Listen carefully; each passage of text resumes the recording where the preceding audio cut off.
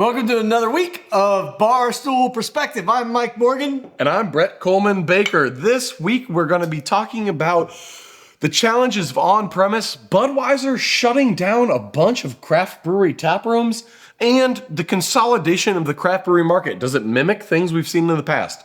We're going to find out. But first, Mike. Spoiler. Mike, does 2024 have any beer styles that are overrated? Goddamn right it does. Which ones? New England IPAs, we've talked about this. They're just, please stop. And all these pastry stouts, please, just, New Englands are good when you do them right. Pastry stouts are disgusting, period. Stop both of them. I want to see lactose anything go away. I'm tired of it. And anything overly sweet. Traditional milk stout, you got a problem with that? You're going to hate on that? Like a good old English milk stout? I'll drink a good milk stout. I don't want a milkshake IPA. Fair enough. Right. Yeah, those can actually completely go away. Now, I don't suppose you know what the top 3 best-selling craft beers of 2023 were? The new ones? I'm guessing they're a New England IPA and a pastry stout. A New England IPA, a New England IPA variety pack, and then another New England IPA were the top 3 new brands of 2023. Shocking. What else is shocking is that $63 million in liquid cocaine was confiscated in Hong Kong this week. I knew I put it somewhere. It was masquerading as white wine in white wine bottles, which is interesting. So they dissolve the Coke in the wine? Yeah, and then I think you get it where you need it to go and you dry it out and then you make cocaine again. Now, the next story is cans. Cans are crushing it. Yeah. Cans are now 70% of the craft beer market, and cans are an increasingly and growing share of the wine market.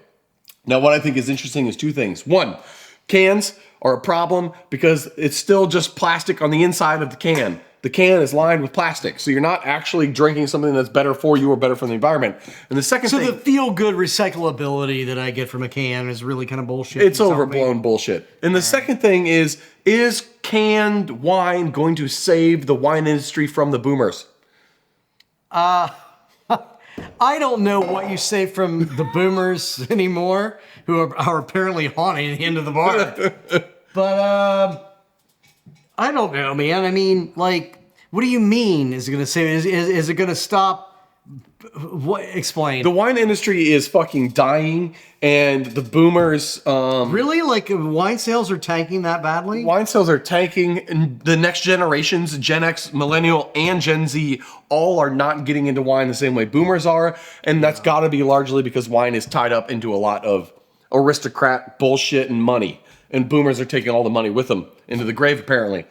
So do you think canned wine, making it affordable and cheap, can save the wine industry and make it cool again for Gen Z? No. But I think that the problem with wine is the same problem with baseball. And we have these people wrapping their heads around how do we fix these things.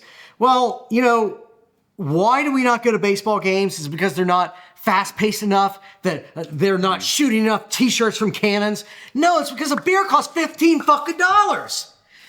That's the problem with wine. The problem with wine is that you go out to a restaurant and there is a 5, 6, 700% markup on the wine. How about selling wine for a reasonable percent of money and people will drink it again? I like wine. I don't drink it as much when I go out, and I'll drink beers a lot more at restaurants because, fuck you. I know that bottle of wine cost you $12 as a restaurant when you bought it. Now, this is a really good segue into our main topic of the day about Budweiser shutting down their Wynwood Brewery in Miami. They shut down the Golden Road Brewery in Sacramento, California, and they shut down the Platform Brewery in Cleveland, Ohio. Last year, and they got rid of over half of their craft beer breweries that they bought up over the last decade.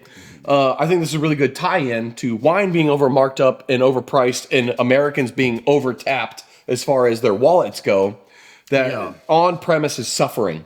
And Big Beer is noticing that, and Anheuser-Busch in particular is just shutting down craft breweries left and right, the taprooms that they bought up, because who wants to go out to eat when everything costs a goddamn fortune? Taproom prices pre-COVID to post-COVID, which feels like a million years, but it's not that long of a period of time. And your wallet didn't change significantly. And so taproom prices went from $5 to $6 a pint to $7 or $8. With, some of them, you get into premium beers, $9, $10 a pint of beer. Yeah, I mean, who's going to do that?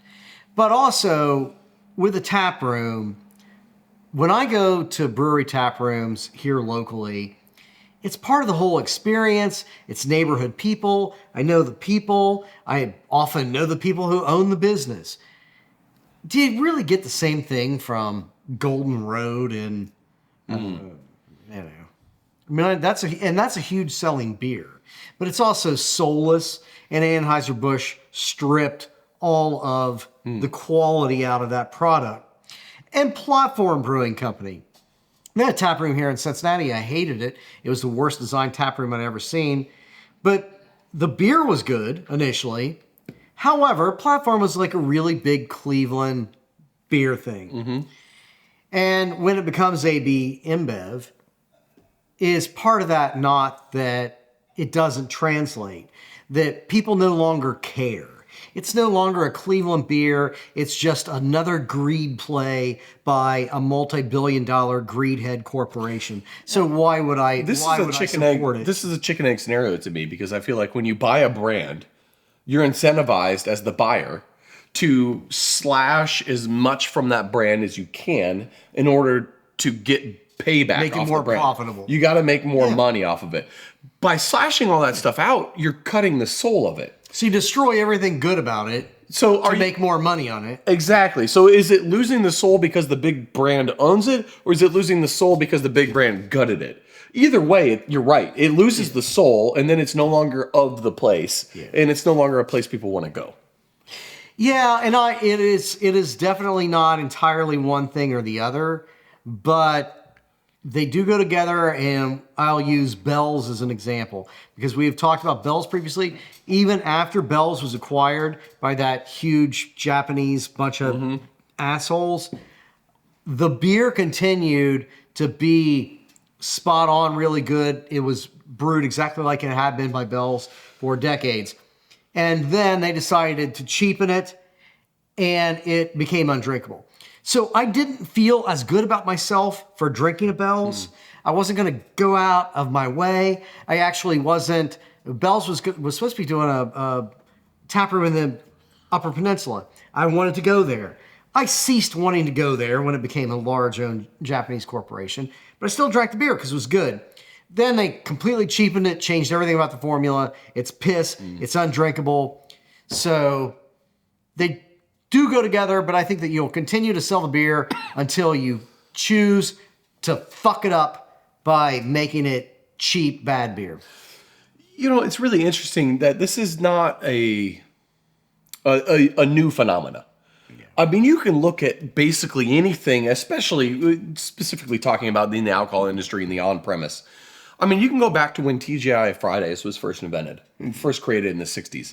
And the first place was in Texas, I believe. And it was popping. That shit was wild. They popularized like modern day hip cocktails, which is crazy to think that TGI Fridays did that. They used to have cocktail competitions and all the hottest bartenders would go there to have a cocktail competition at TGI Fridays. Like, that's insane. And then they pushes it out and they push it out more and they're like, we got to open more. This place is awesome. Let's replicate this. And then all of a sudden something happens when you start growing and trying to replicate rather than being a part of where you are.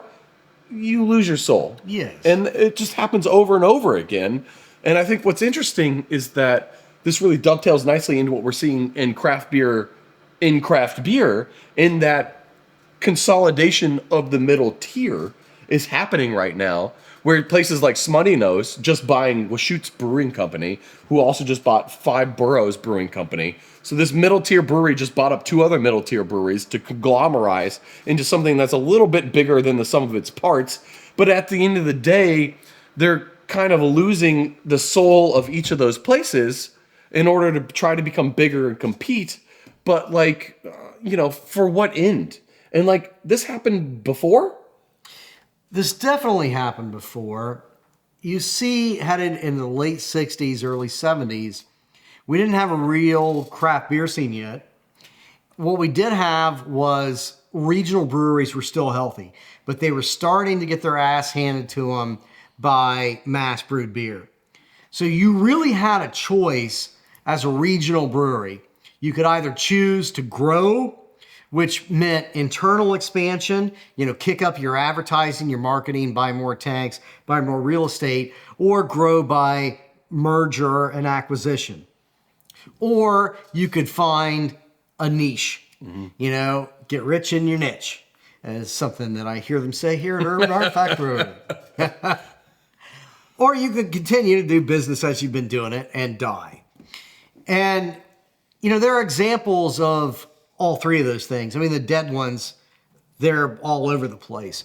But the other two, August Schnell Brewing Company in Minneapolis, those guys are still doing well. Mm-hmm. They transitioned from being like a just watery yellow beer Minnesota brewery to being a very early craft brewery and being really early on the sour beer scene. Yep. So, you had that model, and then you had ones like Yuengling. Mm-hmm. And Yuengling, I don't know that you got to recall Yuengling craft because the beer is piss, but... they're technically craft according to the Brewers Association. But they are by definition craft, even though their beer's not good. Not craft. But it was different. I mean, their beer, for what... I'm not going to say that the tastes are good, but there is more taste in a Yuengling than you're typically getting from a Budweiser or a Miller. Definitely from a light beer. So if we look at history and what happened in the 60s and the 70s with beer, and what's happening currently with craft beer, which is still just beer, can we expect a continued contraction, a continued conglomerization and corporatization of craft? Probably. But I'll argue that they're not exactly the same thing. Because when we define what craft beer is, you can define it several different ways. We've had those conversations, especially when we get drunk. But you can talk about it being the quality, you can talk about it being the size, but there's really a combination of those things. It's a separate market. It's this market of a different price structure and a different beer, a higher quality beer that's not competing against mass brewed breweries. That's creating its own and competing on its own field, its own playing field.